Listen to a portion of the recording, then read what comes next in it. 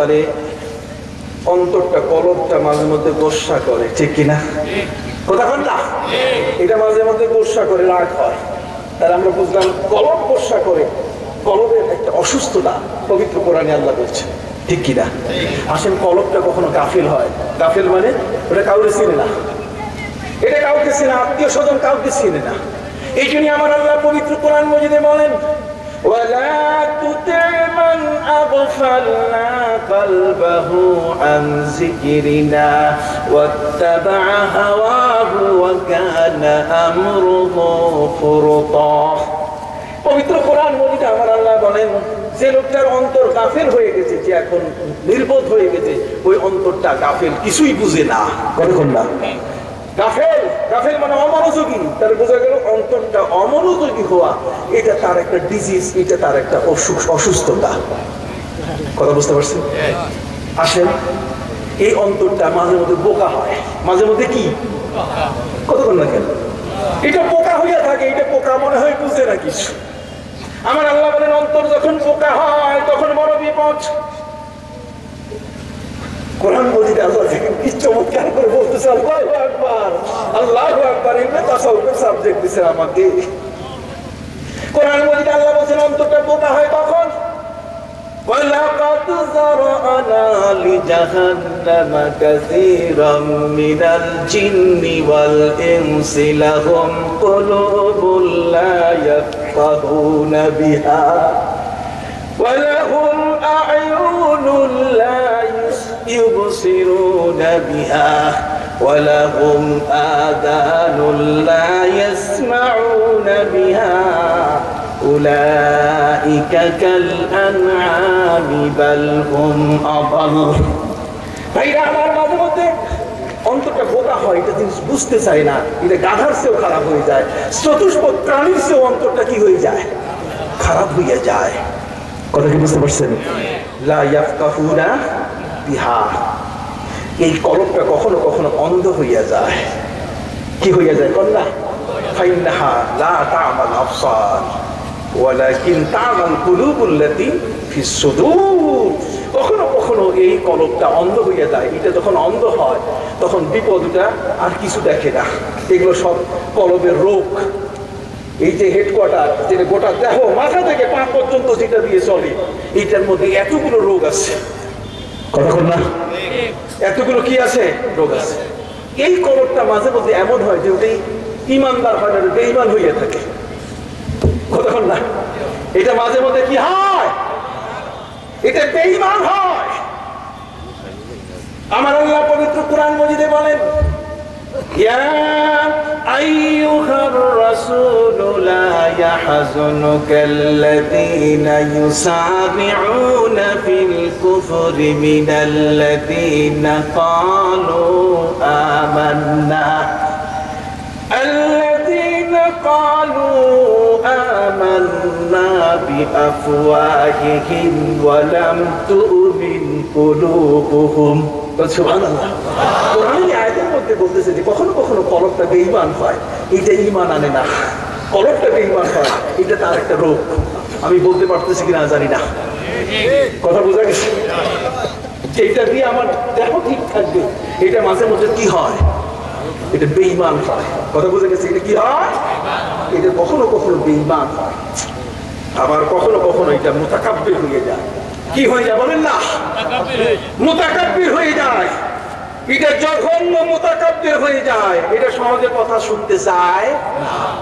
আসেন, পবিত্র কোরআন মজিদে আমার আল্লাহ বলেন, فَالَّذِينَ يُجَادِلُونَ فِي آيَاتِ اللَّهِ بِغَيْرِ سُلْطَانٍ أَتَاهُمْ كَبُرَ مَقْتًا عِندَ اللَّهِ وَعِندَ الَّذِينَ آمَنُوا كَذَلِكَ يَطْبَعُ اللَّهُ عَلَى كُلِّ قَلْبٍ مُتَكَبِّرٍ جَبَّارٍ। সুবহানাল্লাহ। এখানে দেখেন, এখানে কিন্তু কলবটাকে মুতাকাব্বির বলছেন আল্লাহ। মুতাকাব্বির বুঝেন? অহংকারী। কলব মাঝে মধ্যে কি হয়? তাহলে অহংকার সমস্ত পতনের মূল কিনা? তাকাব্বুর আসাসিল্লাহ খারিকাত তাকাব্বুর আসাসিল না খারে কর বাজিন্দানে লানাত গ্রেফতার কর। তাহলে বোঝা গেল কলবের অসুখ মেলা, এটি এনজিওগ্রাম করা দরকার। কথা কর্তা, এই এনজিওগ্রাম না করা পর্যন্ত আপনি এই কলবটাকে সুস্থ করতে পারবেন না। এতগুলো রোগ, কালেমান দাম দাক্ষর, গোটা দেহের মধ্যে এতগুলো অসুখ, কাজে এই অসুখের কলবটাকে সুস্থ না করলে উপায় নাই। কথা কি আপনি বুঝতে পারছেন? কথা বোঝা গেছে? আসেন, এই এতগুলো রোগের মধ্যে এই কলবটাকে আপনি পবিত্র করবেন কিভাবে? এই কলবটা আপনার কিভাবে পবিত্র হবে? কলবের তো কিছু ভালো অবস্থানও তৈরি করতে হবে। এই জন্যই পবিত্র কোরআন মাজিদে আমার আল্লাহ বলেন, আল্লাযীনা আমানু ওয়া তাতমাইন্নু কুলুবুহুম বিযিকরিল্লাহ আলা বিযিকরিল্লাহি তাতমাইন্নুল কুলুব। আল্লাহ বলেন কলবের এনজিওগ্রাম হচ্ছে জিকির করা, কলবের অপারেশন হচ্ছে, বাইপাস হচ্ছে। কলবের এই সুস্থতার জন্য এক নম্বর ট্রিটমেন্ট হচ্ছে আল্লাহর জিকির করা। কোন সুবহানাল্লাহ, জিকির করা। কোন সুবহানাল্লাহ। আল্লাহ সবকে জিকির শিখাইছেন আমাদেরকে। ওই শর্ষিনা ফুরফুরা দুনিয়ার যত ওলিয়া উলিয়া সব কি শিখায়? জিকির শিখায়। ওরা বলে তাসাউফ নাই। কে বলে তাসাউফ নাই? আজকে কি বুঝে গেলেন আপনারা? আমি কিন্তু এনজিওগ্রাম শুরু করছি, অপারেশন শুরু করছি, এখন সেখানে ট্রিটমেন্ট নিতেছি। এতগুলো অসুস্থতা থেকে কলবটাকে বাঁচাবার ব্যবস্থা নিতেছি। কথা বুঝতে পারছেন? হাড়ের অপারেশন হলে, বাইপাস হলে যেমন এটা সুস্থ হয়ে যায়, এমনি করে আল্লাহর জিকির দিলে কলবটা কি হয়? সুস্থ হয়ে যায়। এই কলবটা যদি সুস্থ হয় তাহলে কি হবে? তাই কলবটা সুস্থ হলে জান্নাত পাওয়া যাবে। আমার আল্লাহ বলেন, ইয়াউমা নাকুলু লিজাহান্নামা হাল ইমতালাআতি ওয়া তাকুলু হাল মিন মাসিদ ওয়া উসলিফাতিল জান্নাতু লিল মুত্তাকিনা গায়রা বাঈদ হাদা মা তুআদুনা লিকুল্লি আওয়াবিন হাফিজ মান খাশিয়ার রাহমানা বিল গায়বি ওয়া জাআ বিকলবিন মুনীব। কোন সুবহানাল্লাহ। আল্লাহ বলেন আমাকে না দেখে বান্দা বিশ্বাস করছে। কথা কর, আমাকে না দেখে বান্দা কি করছে? আমাকে দেখে না। মান খাশিয়ার রহমান বিল গায়ব। আল্লাহু আকবার। কল্পনা করতে পারবেন না ইলমে তাসাউফ কত গভীর।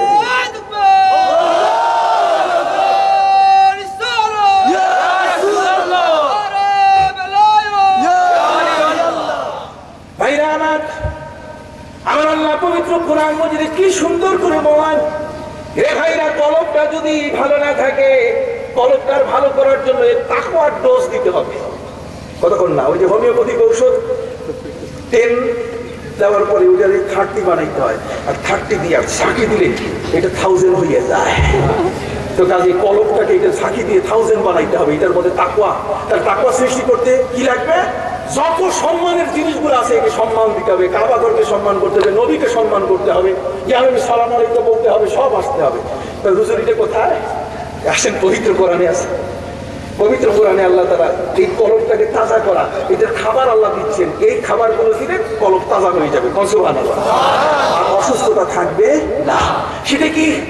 পবিত্র কোরআন মাজিদে আমার আল্লাহ বলেন, وَمَن يُعَظِّمْ شَعَائِرَ اللَّهِ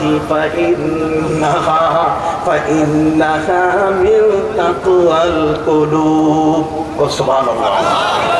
وَمَن يُعَظِّمْ شَعَائِرَ اللَّهِ فَإِنَّهَا مِن تَقْوَى الْقُلُوبِ। কোরআনকে সম্মান করে যদি, কাকে?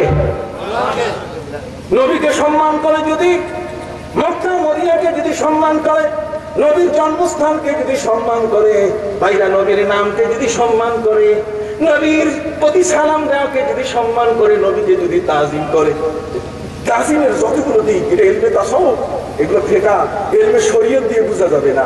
ওই মৌলবীরা হবিগঞ্জ নবীগঞ্জ কত গঞ্জের মৌলবীরা, ওরা ইলমে তাসাউফ নাই, এগুলো ফাসিক। কতক্ষণ না, এগুলো কি?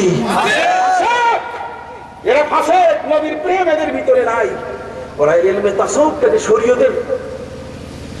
শরীয়তের মাপ দিয়ে তারা ইলমে তাসাউফকে বিচার করা শুরু করেছে। না, ইলমে তাসাউফ এটা গোপনীয় জিনিস, এটা হচ্ছে ওই ঘিয়ের মতো নিচে পড়ে আছে, এটাকে সম্মান করতে হবে ঘিয়ের মর্যাদা দিয়া। বললো সুবহানাল্লাহ। দুধের দাম বেশি না ঘিয়ের দাম বেশি? কথা কয় না? দুধের দাম বেশি না ঘিয়ের দাম বেশি?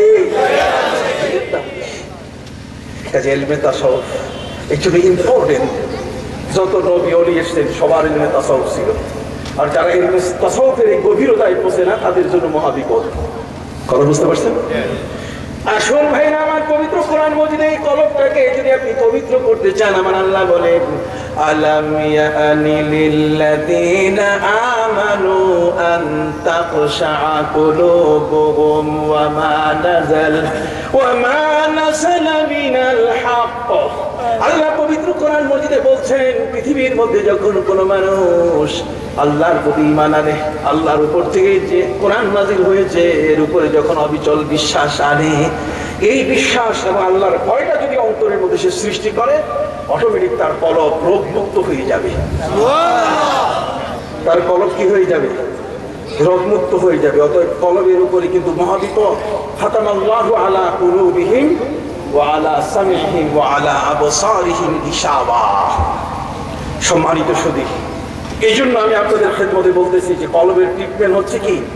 আল্লাহর জিকির। কন্যা কলবের ট্রিটমেন্ট কি? কোরআনের আয়াত পড়ছি আমি, আল্লাযীনা আমানু ওয়া তাতমাইন্নু কুলুবুহুম বিযিকরিল্লাহ, আলা বিযিকরিল্লাহি তাতমাইন্নুল কুলুব।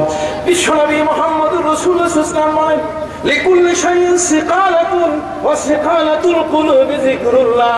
প্রত্যেকটা জিনিসের জং দূর করার ব্যবস্থা আছে। যদি লোহায় জং ধরে তাহলে রাত দিয়ে পরিষ্কার করতে হয়, কাপড়ে যদি ময়লা পড়ে সাবান দিয়ে ধুইতে হয়, আর কলমের মধ্যে যদি ময়লা পড়ে তাহলে আল্লাহর জিকির দিয়ে পরিষ্কার করতে হয়। কার জিকির দিয়া? আল্লাহর জিকির দিয়ে পরিষ্কার করতে হয়। যারা আল্লাহর জিকির করে না, পবিত্র কোরআন মজিদে আমার আল্লাহ বলেন, ইয়া আইয়ুহাল্লাযীনা আমানু যকুরুল্লাহা যিকরান কাসীরা ওয়াসাব্বিহুহু বুকরাতান ওয়া আসীলা। আল্লাহ বলেন, সকাল সন্ধ্যায় তুমি আমার ডাকো বান্দা, নামাজের চেয়ে বেশি জিকির করো। সুবহানাল্লাহ। শয়তান তো তোমাদের কেউ ইয়াসুদ্দুনা আনিস সালাতি ওয়া আন যিকরিল্লাহ, ওরা আমাদেরকে বুঝায় যে সালাত জিকির, ওয়া আকিমিস সালাতা লিযিকরি। এটা দিয়ে ওরা বলে যে নামাজটাও একটা জিকির, আবার জিকির লাগে। বেটা চোখে দেখো না, কোরআন শরীফে আছে ওয়া ইয়াসুদ্দুনা আনিস সালাতি ওয়া আন যিকরিল্লাহ। এখানে আতফ তাআরুজ, তার মানে আতফের এর মাতুব আর মাতুব দুইটা ভিন্ন জিনিস। আগেরটা নামাজ, পরেরটা জিকির, দুইটা এক জিনিস না। জানি যায়েদুন ওয়া আমরুন, আমর আর যায়েদ দুইজন এক না। আপনারা কি কথা বুঝতে পারছেন? এটা তো আমি আলেমদের কথা বলছি, আমারই ছবির সাবজেক্ট দিলেন কেন আপনারা? কথা বুঝতে পারছেন? এটা সাধারণ মানুষের বোঝার জিনিস না, এটা আলেমদের বোঝার জিনিস। কথা কি বুঝতে পেরেছেন? সম্মানিত শুধু এই জন্য বলতে চাই, হে ভাইরা, ইলমে তাসাউফ হলো একটা গোপন জিনিস, আর এই গোপন জিনিসটা আমাদের অন্তরের মধ্যে আছে, আমরা এই জিনিসটা বহন করি। বিশ্বনবী মুহাম্মদুর রাসূলুল্লাহ সাল্লাল্লাহু আলাইহি ওয়াসাল্লাম বলেন, ইযা আসলামাল আবদু ফাকানাত ফি কলবিহি নুকতাতুন সাওদা। মানুষ যখন কোনো গুনাহ করে তখন তার কলবের উপরে দাগ পড়ে যায়, স্পট পড়ে যায়। কথা বল না? হাত্তা তালুয়া, আস্তে আস্তে গায়ে পাসরা যদি হয়, গায়ের মধ্যে যদি খুজলি হয়, তাহলে খুজলি হয়ে যেমন চুলকাইলে, একবার চুলকাইলে আরো 10 বার চুলকান দেওয়ার জন্য সে প্রস্তুতি হয়ে থাকে। এমন ভাবে কামড় দেয় চতুর্দিকে, যে হাক্কার পাগলের মতো চতুর্দিকে চুলকায়, চুলকাইলে দেখবেন চতুর্দিকে ছড়াই যায়। বলছে মানুষ যখন গুনাহ করে তখন তার কলবের উপরে দাগ পড়ে, আর ওই দাগটা খাউস বিখোজের মতো চতুর্দিকে ছড়াইয়া তার কলবটা অন্ধকার করে ফেলে। তখন ওই কলবের মধ্যে আর কিছু দেখা যায় না।